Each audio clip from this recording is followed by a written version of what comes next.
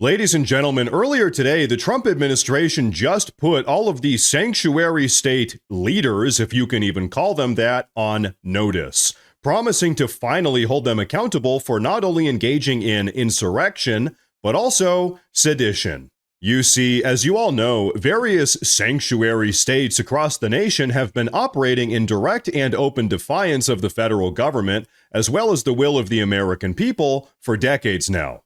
And as of late, they've even begun openly harboring, aiding, and abetting not just millions of illegal aliens, but also far-left domestic terrorists like Antifa. Which is why, as of just earlier this morning, the Trump administration has decided to finally start holding all of these sanctuary state insurrectionists accountable. Take a look. J.B. Pritzker could be arrested. Let's talk about your willingness and under what federal authority do you arrest a sitting governor? I understand the supremacy clause. I understand interference with a federal officer. Tell me how it works that he would make himself susceptible to being arrested. Well, the answer I'm about to give doesn't only apply to Governor Pritzker. It applies to any state official, any local official, anybody who's operating in an official capacity who conspires or engages in activity that unlawfully impedes federal law enforcement conducting their duties. So if you engage in a criminal conspiracy to obstruct the enforcement of federal immigration laws or to unlawfully order your own police officers or your own officials to try to interfere with ICE officers or even to arrest ICE officers, you're engaged in criminal activity. Different kinds of crimes would apply. There's obstruction of justice. There is harboring illegal aliens. There is impeding the enforcement of our immigration laws. And then as you get up the scale of behavior, you obviously get into seditious conspiracy charges, depending on the conduct, and many other offenses. So again, it depends on the action, it depends on the conduct, it depends on what is taking place. But what we need to reassure, a couple points. To all ICE officers, you have federal immunity in the conduct of your duties. And anybody who lays a hand on you or tries to stop you or tries to obstruct you is committing a felony. You have immunity to perform your duties, and no one, no city official, no state official, no illegal alien, no leftist agitator or domestic insurrectionist can prevent you from fulfilling your legal obligations and duties. And the Department of Justice has made clear that if officials cross that line into obstruction, into criminal conspiracy against the United States or against ICE officers, then they will face justice. You hear that, folks? Justice, and that's exactly what it is about to be served. And by the way, there's something Stephen Miller just said that I really want to highlight real quick. He said, and I quote, "Any government official who unlawfully impedes federal authorities from conducting their duties will be held criminally accountable." And as you all know, that is exactly what sanctuary state governors and sanctuary city mayors have been doing for years now. They've been existing and operating in open and direct defiance of federal immigration law for longer than I have even been alive. And so now it's finally time for some accountability. In fact, here's what some of that accountability actually looks like.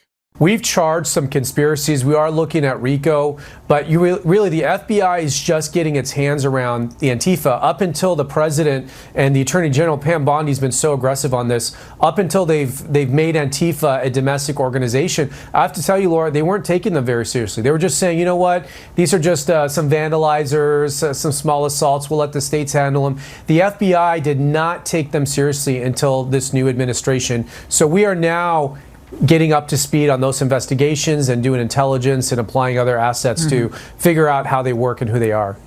So there you have it, folks. For everyone who's been supporting various far-left domestic terror organizations like Antifa, RICO charges are on the way. And of course, as you all know, many of these sanctuary state politicians have been bending over backwards to not just turn a blind eye to Antifa, but also to openly support them. But you know what? I want you all to take a look at how we even got into this mess in the first place. But first, I do want to say real quick that if you guys enjoy the daily news updates, please consider subscribing to the channel because it really does help a lot. But okay, check this out. Again, let's go back to the unending nightmare that we lived through for 4 years under Biden, where single adult men in groups in caravans or traveling alone would show up at the border, present themselves, announce, "I am here illegally, I've invaded your country, I demand entry." And Biden would order the Border Patrol at taxpayer expense to ferry them on to the destination of their choice, in this case, California. That happened in 2022. The Biden administration did one other thing. Donald Trump issued a regulation barring work permits for illegal aliens. Biden reversed that regulation, mandated work permits for illegal aliens, issued him a work permit. And by the way, we're now being sued by every leftist group you can imagine trying to get us to keep giving work permits to illegal aliens because that's what leftists want. Then Gavin Newsom in his state has a policy to give commercial driver's licenses to individuals who do not know how to speak English and do not know how to drive. Those are policy choices that Governor Newsom and his state have made. So it's one Democrat policy choice after another. And so, ladies and gentlemen, let the record show all of these problems that have manifested inside of our country are actually a direct result of intentional Democrat policy. For decades now, the far-left Democrats have been intentionally pursuing an agenda designed to replace all of us hardworking American citizens. First, they created sanctuary cities to harbor illegal aliens at the taxpayers' expense. Then, they opened up the southern border and flooded the country with over 20 million illegal aliens in just 4 years' time. But perhaps what's actually most sinister of all, the Democrats have decided to completely turn a blind eye to all of the violence that their beloved illegal aliens have brought along with them into the country. The unfortunate reality is, the Democrats couldn't care less if illegal aliens brutalize American citizens. As they say, the purpose of a system is ultimately what it does, and in this case, the system that the Democrats have created does nothing other than brutalize and replace American citizens.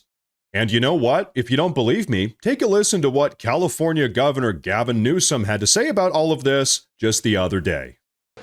Tell us what you think we should know about what's going right in California. Well, I appreciate the context. Look, California is America, but only more so.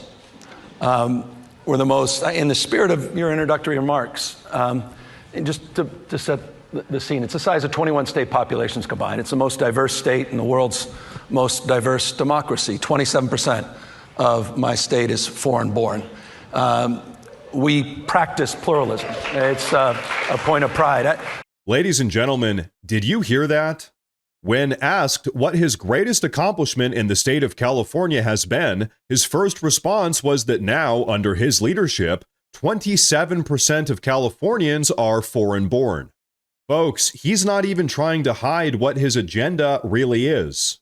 California has right around 39